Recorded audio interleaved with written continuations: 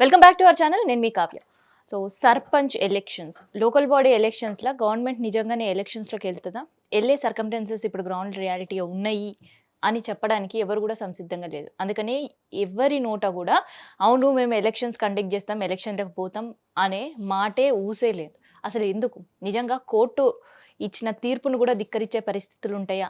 ఇట్లాంటి విషయాలన్నీ కూడా తెలుసుకుందాం. ఇక ప్రజెంట్ మనతోటి సర్పంచ్ సంఘం అధ్యక్షుడు నరసింహారెడ్డి గారు ఉన్నారు మాట. అన్న నమస్తే. నమస్తే అమ్మ. సో, ఎలక్షన్స్ జరుగుతాయా అని ఒక డౌట్ వస్తుంది. ఎందుకంటే సర్పంచుల విషయంలో ప్రభుత్వం తీరు పైన ఏకంగా కోర్టే జోక్యం చేసుకున్న సిచ్యువేషన్. అయినా యెస్. తీరు మారలేదు. మీ వాళ్ళే కదా వేసింది? యెస్. సర్పంచ్‌లే. సర్పంచులు వేసిండ్రు. మా ఫస్ట్ అసలుకి అసోసియేషన్ ఎప్పుడు వెళ్ళిండ్రు కోర్టుకి? 2024లో వెళ్ళడం జరిగింది హ్మ్. ఈ ఇష్యూ పైన. హ్మ్. యాక్చువల్లీ ఏంటంటే గవర్నమెంట్ మనకున్నటువంటి ప్రొవిజన్స్, మనకున్నటువంటి చట్టాలల్ల హ్మ్. ఏదైనా ఒక పదవీ కాలం 5 ఇయర్స్ ఉంది. సే ఫర్ ఎగ్జాంపుల్ ఇప్పుడు మా సర్పంచుల పదవీ కాలం 5 సంవత్సరాలు ఉంది. హ్మ్. ఆ 5 సంవత్సరాల కాలం ముగిసేలోపు ఎన్నికలు నిర్వహించాల్సినటువంటి నిబంధనలు మనకున్నాయి. హ్మ్. కొన్ని కొన్ని ప్రత్యేక సందర్భాలల్ల ఒక 6 మంత్స్ ఎక్స్‌టెన్షన్ గాని, ఆ ఎక్స్‌టెన్షన్ చేసిన పీరియడ్‌కి పర్సన్ ఇన్‌చార్జ్‌లు గాని, లేదంటే అధికారులతో ఇన్‌చార్జ్‌లు గాని ఇచ్చి నడిపిస్తా ఉంటారు. హ్మ్. కానీ ఏకంగా ఇది దాదాపుగా 17, 18 నెలలకొస్తున్నది. సో, గ్రామాలల్ల ఈ సర్పంచ్ అనేటువంటి వ్యక్తి గాని, పాలకవర్గం, ఎంపీటీసీలు అదేవిధంగా వార్డు సభ్యులు ఎవరు లేకుంటే హ్మ్. ఈ పరిపాలన అనేది అస్తవ్యస్తమైతది. గ్రామీణ ప్రాంతాలలో ఏముంటదంటే ఏదైనా సమస్యొచ్చినప్పుడు ఆ ప్రాంతంలో ఉన్నటువంటి ప్రజలు అక్కడ ఉన్నటువంటి లీడర్స్ దగ్గరికెళ్తారు. అంటే రూట్ లెవెల్‌లో గ్రామ స్థాయిలో ఉన్నటువంటి లీడర్ల దగ్గరికెళ్తారు. హ్మ్. వాళ్ళు ఆ సమస్యను అధికారుల దృష్టికి తీసుకుపోయి అక్కడ ఏమైనా ఇబ్బందులుంటే వాటిని పరిష్కరిస్తారు. అది మనమందరం గూడా చూస్తా ఉన్నాం, అవును. అనుభవిస్తా ఉన్నాం. అయితే ఇప్పుడు ఒక్కసారిగా ఈ ఈ ఎవరైతే లీడర్స్ లైక్ సర్పంచ్ గాని, ఎంపీటీసీ గాని, ఉప సర్పంచ్ గాని, వార్డు సభ్యులు వీరెవ్వరు లేకపోవడంతోటి హ్మ్. గ్రామాలలో ఏమైపోతుందంటే ప్రజలు అసలు ఏం జేయాలి? ఏదైనా సమస్య వచ్చినప్పుడు ఎవరికి జెప్పుకోవాలనేటువంటి సందిగ్ధంలో ఉన్నారు. సో, ఈ క్రమంలో కోర్టుకెళ్ళడం జరిగింది. ప్రజలు ఇబ్బంది పడుతున్నారు. ఇంకోటి గ్రామంలో గూడా పారిశుద్ధ్య నిర్వహణ జరగాలి. గ్రామంలో మౌలిక వసతుల ఏర్పాటు గూడా కావాలనంటే వీళ్ళు ఉండాలి అనేటువంటి ఉద్దేశ్యంతోటి ఖచ్చితంగా ఈ ఈ ప్రభుత్వం ఎన్నికలు అయితే నిర్వహిస్తలేదు. ఎన్నికల కంటే ముందు కూడా మీరు కోర్టును ఆశ్రయించిన పరిస్థితి. అంటే యాక్చువల్‌గా మేము ఎన్నికల కంటే ముందు మేము ఎళ్ళలేదు. ఎందుకంటే గవర్నమెంట్ పెండింగ్ బిల్స్ ఇష్యూలో కూడా పెండింగ్ బిల్స్ ఇష్యూలో మేము చాలా సార్లు ఎళ్ళినాము. చాలా సార్లు హెసిటేషన్స్ జేసినాము. నిరసన కార్యక్రమాలు తెలిపినాము. ధర్నాలు జేసినాము. ముట్టడిలు జేసినాము. హ్మ్. కానీ ప్రభుత్వం పట్టించుకోలేదు. సో, కనీసం మరి ఈ ఈ ఎన్నికలు కూడా నిర్వహించకపోతే హ్మ్. పల్లెలనేటివి మొత్తం పాడైపోతవి. ఎందుకంటే ఒకనాడు ఆదర్శవంతంగా నిలిచినటువంటి తెలంగాణ పల్లెలు. భారతదేశంలో పంచాయతీరాజ్ వ్యవస్థలో అందుకునేటువంటి అవార్డులలో 60% పైచిలుకు అవార్డులు మన తెలంగాణ తెలంగాణ ప్రాంతానికొచ్చినాయి. అవును. అట్లా అభివృద్ధి చెందినటువంటి పల్లెలు పాడైపోతున్నవి. ఈరోజు అస్తవ్యస్తంగా మారుతున్నాయని కోర్టుకు వెళ్ళడం జరిగింది. ఎన్నికలు నిర్వహించాలని జెప్పి. హ్మ్. దాంట్లో గూడా కాలయాపన జరిగింది. చివరకు కోర్టు గూడా ఈ ప్రభుత్వానికి ఒక డైరెక్షన్ ఇచ్చింది.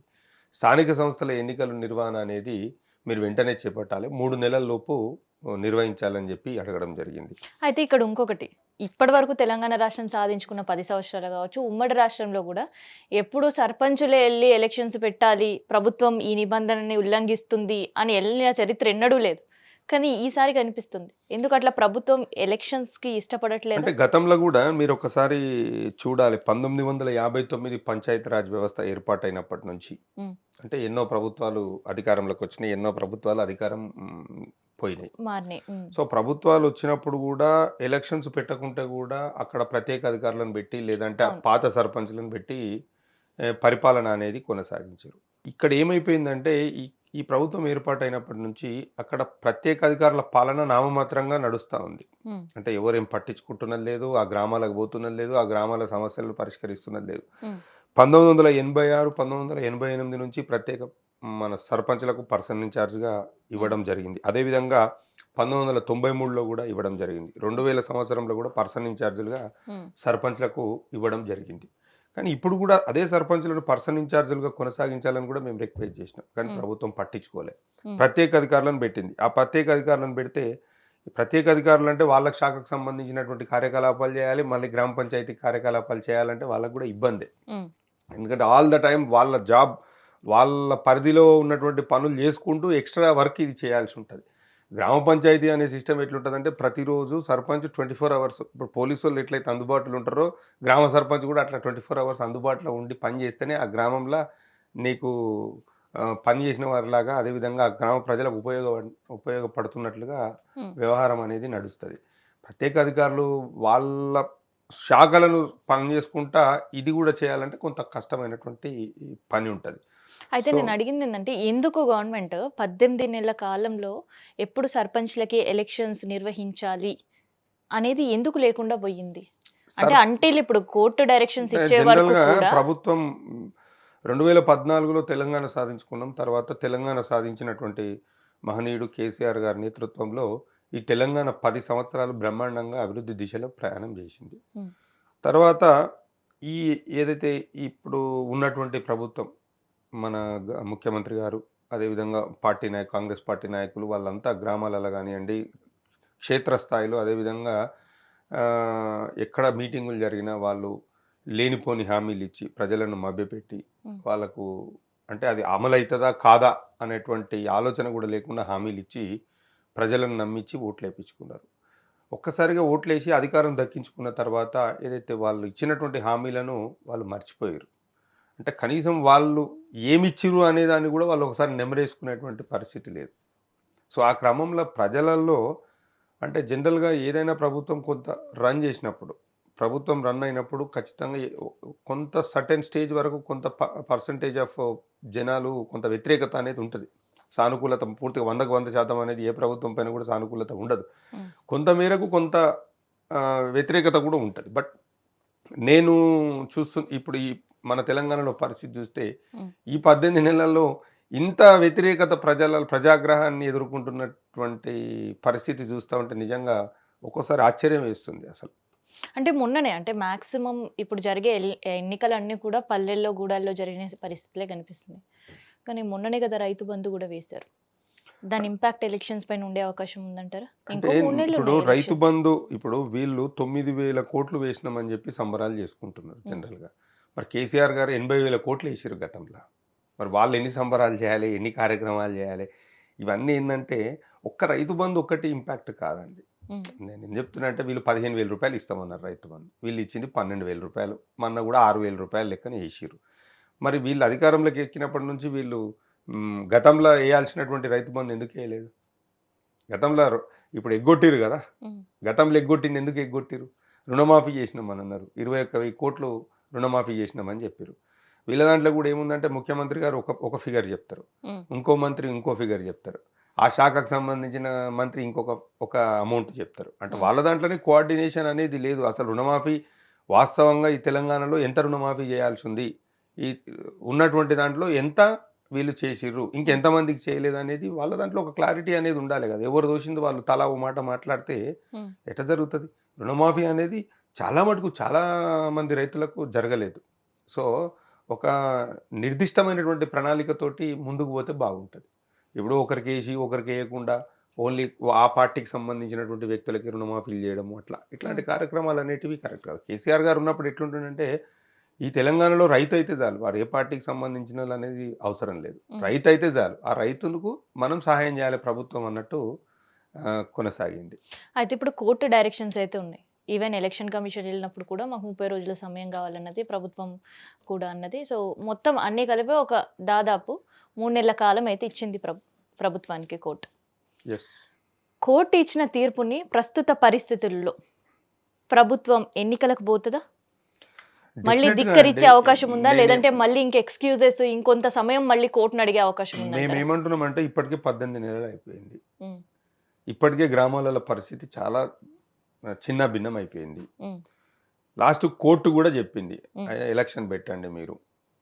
అక్కడ కోర్టులో గూడా ఒక 25 రోజులు రిజర్వేషన్ 42% రిజర్వేషన్ మీద వర్కౌట్ జేయాలి. హ్మ్. ఒక 25, 30 రోజులు దానికి ప్లస్ ఇంకొక 60 డేస్ ఎలక్షన్ నిర్వహించడానికి అని జెప్పి ప్రభుత్వం తరపున అదేవిధంగా ఎన్నికల సంఘం తరపున వాళ్ళు కోరిర్రు. హ్మ్.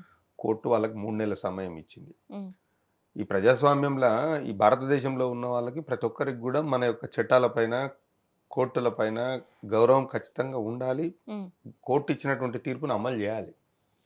ఒకవేళ ఇప్పుడు గూడా ఇంకా కోర్ట్ జెప్పినాక గూడా ఎన్నికలు నిర్వహించకపోతే డెఫినిట్‌గా ప్రజాగ్రహానికి హ్మ్. గురికాక తప్పదు. అంటే ఒక ప్రభుత్వం ఎన్నికలకు పోవాలి అనంటే అట్‌లీస్ట్ దానికంటే ముందైనా ఇచ్చిన హామీలు ఎంతో కొంత నెరవేర్చే పరిస్థితులు ఉంటాయి. ఒక పక్క చూస్తే హామీలు నెరవేర్చలేరు. ఇంకోవైపు నిరుద్యోగులున్నారు. అండ్ మెయిన్‌గా గ్రామీణ ప్రాంతాల్లో గిరిజనులున్నారు. ఇట్లాంటి యెస్. సర్కమ్‌స్టాన్స్‌లో నెరవేరుద్దామంటే ఇప్పటికే ఖజానా ఖాళీ, పైసలు లేవు అని చాలా క్లియర్ కట్‌గా ముఖ్యమంత్రే చెప్పిన పరిస్థితి. అసలు ఇవన్నీ చూస్తుంటే ఎలక్షన్స్ నిర్వహించే సత్తా ప్రభుత్వానికి ఉందా ఇప్పుడు? నేను ఈ క్రమంలో మీకొక విషయం గుర్తు చేస్తాను. గతంలో కేసీఆర్ గారు 2018 హ్మ్. ప్రాంతంలో తెలంగాణ పంచాయతీరాజ్ చట్టం 2018 తీసుకొచ్చారు. తీసుకొచ్చినప్పుడు అప్పుడు 400 పైచిలుకు ఏదైతే జనాభా ఉన్నారో అక్కడ ఆ తాండాలను, హ్మ్. ఆ పల్లెలను ప్రత్యేక గ్రామ పంచాయతీలుగా గుర్తించారు. అంటే దాదాపు 8,000 పైచిలుకు ఉన్నటువంటి గ్రామ పంచాయతీలను ఒక 4,500 పైచిలుకు గ్రామ పంచాయతీలను మళ్ళీ అదనంగా గుర్తించి ఆ 4,500లలో దాదాపు ఒక 1,100, 1,200 తండాలను సెపరేట్ తండాలను గుర్తించి ఆహ్, గ్రామ పంచాయతీలుగా ఐడెంటిఫై చేసి హ్మ్. చట్టాన్ని తయారు చేశారు. అంటే ఎందుకు అట్లా చేసిర్రు అనంటే చిన్న ప్రాంతం అయితే పరిపాలన సౌలభ్యత ఉంటది. రెండోది ఏందనంటే ఈ గిరిజనులను గూడా మనం ఎంకరేజ్ జేయాలి. గిరిజనులు గూడా వాళ్ళు ఆర్థికంగా, అదేవిధంగా సామాజికంగా ఎదగాలే. హ్మ్. వాళ్ళని అన్ని రకాలుగా అన్ని రంగాలలో ముందుకు తీసుకుపోవాలని జెప్పి, ఆ రకంగా ప్రయత్నం జేసిండ్రు. దానికి తోడుగా ఇదే ఈ హైదరాబాద్ నడి పట్టణంల హ్మ్. బంజారా హిల్స్‌ల దాదాపు ఒక 25,00,00,000 అనుకుంటా. 25,00,00,000 పెట్టి బంజారా భవనాన్ని గూడా నిర్మాణం జేసిచ్చారు. అంటే గిరిజనులను, దళితులను అన్ని కులాల వారిని గూడా ఎంకరేజ్ జేసిర్రు. అన్ని స్కీమ్స్‌తో, వెల్‌ఫేర్ ప్రోగ్రామ్స్‌తో. అయితే అప్పుడు వాళ్ళ పరిస్థితి అనేది చాలా బాగుండే. అంటే తండాలలో గూడా అంటే గ్రామ నేను స్వరాజ్యం అడిగేదేందంటే, అనేది ఇప్పుడు ఇంత హామీలు ఒక పక్క నెరవేర్చలేరు. ఇంకోవైపు ప్రభుత్వ ఖజానాలో పైసలు లేవు అని చెప్పుకుంటూనే ఎలక్షన్స్‌కెళ్తారా? కొంతమంది మేము మాట్లాడినప్పుడు సర్పంచ్‌లకి, వాళ్ళు నిర్వహించే వరకు ప్రభుత్వం పైన మాకసలు నమ్మకమే లేదు అనే మాటలు వినిపిస్తున్నాయి. యెస్. ఇప్పుడు ఎందుకు అంత నమ్మకం లేకుండా నేను ఉన్నారు? అదే అంటున్నా. ఇప్పుడు ఇందాక మనం గిరిజనుల గురించి మాట్లాడినప్పుడు వీళ్ళు కాంగ్రెస్ మేనిఫెస్టోలో ఒక అంశం చేర్చిర్రు. హ్మ్. వీళ్ళకేం చేర్చిర్రంటే ఎవరైతే ఎస్సీ, ఎస్టీలు ఉంటారో వాళ్ళకి ఇల్లు లేనోళ్ళకు మేము 250 మేము రూ. 5,00,000 ఇచ్చి ఇల్లు కట్టిస్తాము. హ్మ్. అసలు ప్లేసే లేనోళ్ళకు జాగాతో పాటుగా హ్మ్. 5,00,000 ఇచ్చి ఇల్లు కట్టిస్తాము అని చెప్పి చెప్పిర్రు. ఇప్పటివరకు ఆ హామీలు నెరవేరుతున్నాయా లేదా అనేది మీరు ఒకసారి క్షేత్రస్థాయిలో గ్రామాలలో పోతే తెలుస్తది. హ్మ్. దానికి తోడుగా వీళ్ళు 3 ఎస్టీ కార్పొరేషన్‌లు మేము ఆహ్, ఏర్పాటు చేస్తామని చెప్పిర్రు. ఒకటి తుకారాం ఎస్టీ కార్పొరేషను, హ్మ్. సంత్ సేవాలాల్ ఎస్టీ కార్పొరేషన్, అదేవిధంగా ఎరుకల ఎస్టీ ఆహ్, కార్పొరేషన్ ఏర్పాటు చేస్తాము. ఒక్కొక్క కార్పొరేషన్‌కు 500,00,00,000 రూపాయల చొప్పున మేము ప్రతి ఏడాది ఇస్తామని చెప్పి హ్మ్. వీళ్ళు చెప్పిర్రు. ఇవన్నీ మరిప్పుడు 18 నెలలంటే దాదాపు 2 సంవత్సరాల దగ్గరకొస్తున్నది గదా! మరేమన్నా ఏర్పాటు జేసిర్రా? ఎవరికైనా 500,00,00,000 ఇచ్చిర్రా? ఇవన్నీ వాళ్ళు గూడా ప్రభుత్వం దగ్గర గమనిస్తారు డబ్బులే గదా! లేవంటున్నారు గదా! ఎక్కడికెళ్ళి ఏర్పాటు జేస్తారు? డబ్బులు లేవు. ఖజానా ఖాళీ అని జెప్తున్నారు. ఖజానా ఆర్టీసీ వాళ్ళకి జెప్పినదే ఇప్పుడు ముఖ్యమంత్రి తెలిసిందే. నేనేమంటున్నా మేడం అంటే, ఖజానా ఖాళీ అనేది మీరు నోటి మాటతోటి చెప్పడం గాదు. మేమేం కోరుతున్నామంటే హ్మ్. 2018 ఎప్పుడైతే 2023లో మీరు అధికారంలోకి వచ్చిర్రు. నెలవారీగా మీకొస్తున్నటువంటి ఆదాయం ఎంత? మీరు పెడుతున్నటువంటి ఖర్చెంత? మీరు ఏ పద్దుకు ఎంత ఖర్చు పెడుతుర్రనేది ఒక శ్వేతపత్రం రిలీజ్ చేస్తే తెలుస్తది గదా! అసలు డబ్బులు ఎక్కడ పోతున్నాయి? ఎక్కడ పొరపాటు జరుగుతుందనేది ప్రజలకు గూడా అర్థమైతది గదా! మీరు 18 నెలల నుంచి మీరు ఈ రాష్ట్ర ఆర్థికంగా ఈ రాష్ట్రాన్ని వృద్ధి జేయాలి. రాష్ట్రం యొక్క ఆదాయ వనరులను గూడా పెంచాలనేటువంటి ఆలోచన మీకు లేదు గదా! ఏమైనా వచ్చిన డబ్బులు మేము ఖర్చు పెడతామంటే ఎవడన్నా ఖర్చు పెడతారు వచ్చిన డబ్బులు. ఎవరికి అవకాశం ఇచ్చినా వాళ్ళు ఖర్చు పెడతారు. వచ్చిన డబ్బులు ఖర్చు పెట్టడం గొప్ప గాదు. ఆ డబ్బులు ఎట్లా రాబట్టాలి? మనం ఈ ఈ తెలంగాణ యొక్క ఆర్థిక వనరులను మనం ఏ రకంగా పెంచాలి? ప్రజలను ఏ విధంగా మనం కట్టడి జేయాలి? అంటే ఈ అంటే డబ్బులు ఎక్కువగా వృధాగా ఖర్చు పెట్టేటువంటి అంశాలలో గాని కొన్ని పరిగణలోకి తీసుకొని మనం ముందుకు పోతే బావుంటది. అయితే ఇప్పుడు నేను అడిగే ప్రశ్న ఒకటే. ఎందుకు ప్రభుత్వం పైన ఎన్నికలు నిర్వహిస్తారా? లేదా? సందిగ్ధంలో ఉన్నారు. ప్రభుత్వం అదే గదా! ఇప్పుడు వాళ్ళు ఒకవేళ ఎన్నికలు నిర్వహించాలనుకుంటే వాళ్ళ ప్రభుత్వము 10 సంవత్సరాల తర్వాత ప్రభుత్వం ఏర్పాటు చేషిర్రు. ప్రభుత్వం ఏర్పాటు చేసిన తర్వాత వాళ్ళకు ఇక్కడ ఉన్నటువంటి పరిస్థితులు పూర్తిగా అర్థమైపోయినాయి. వాళ్ళకి అనుకూలంగా లేదు గాబట్టి ఇప్పుడు ఎన్నికలు నిర్వహిస్తలేరు. హ్మ్. అనుకూలంగా ఉంటే డెఫినిట్‌గా ఎన్నికలు ఎప్పుడో నిర్వహిస్తుండే.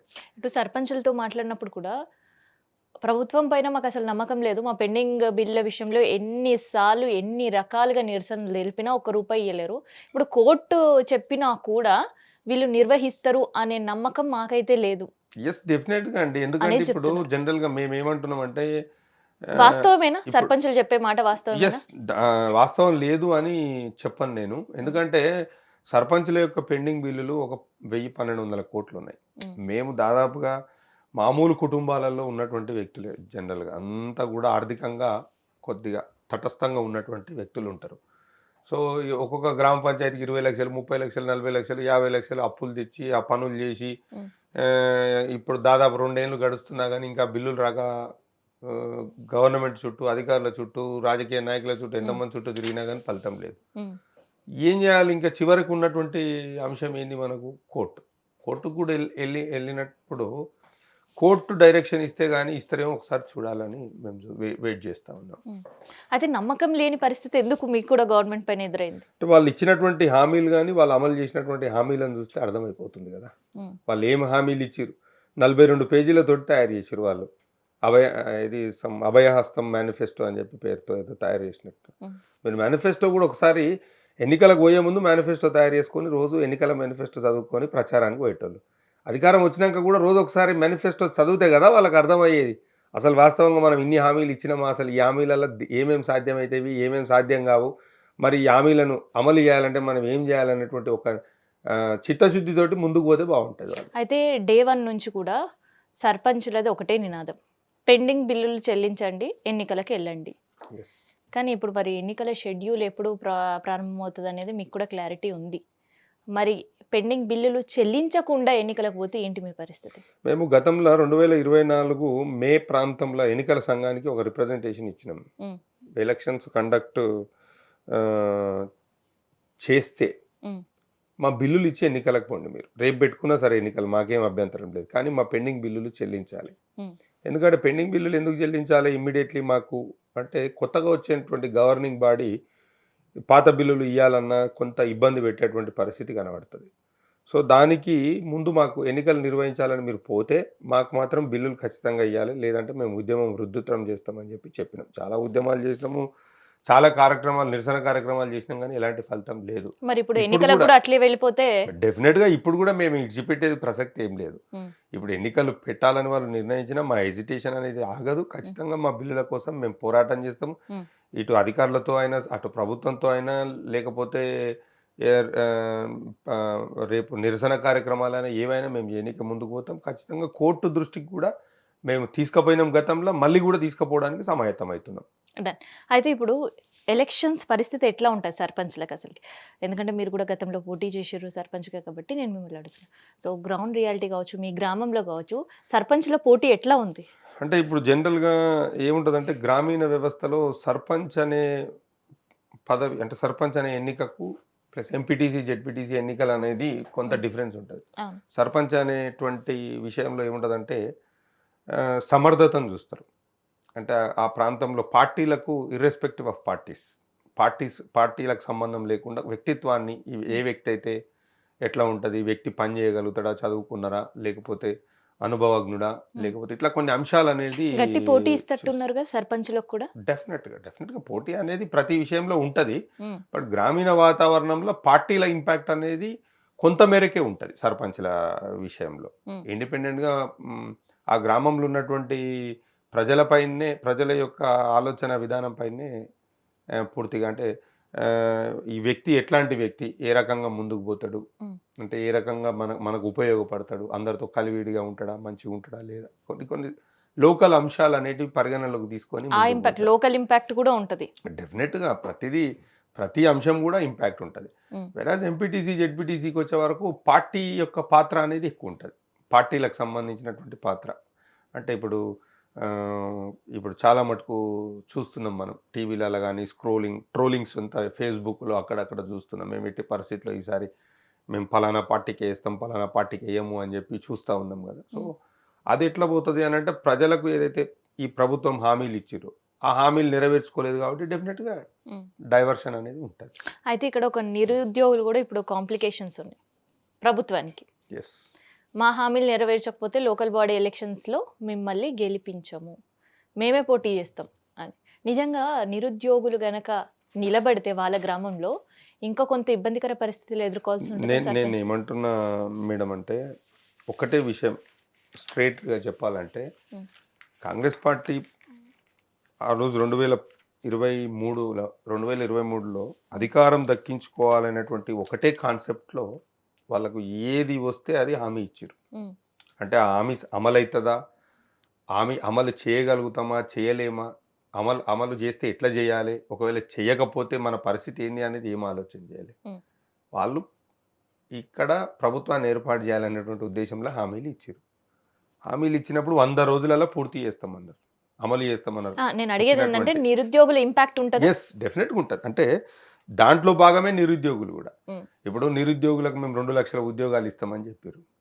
నిన్న మొన్న ఏదో 55,000 ఇచ్చేసినాం ఆల్రెడీ అని అన్నారు. హ్మ్. ఇవన్నీ ఇచ్చిన ఉద్యోగాలు 55,000, 5,000 అనేది అందరికీ క్లియర్‌గా తెలుసు. హ్మ్.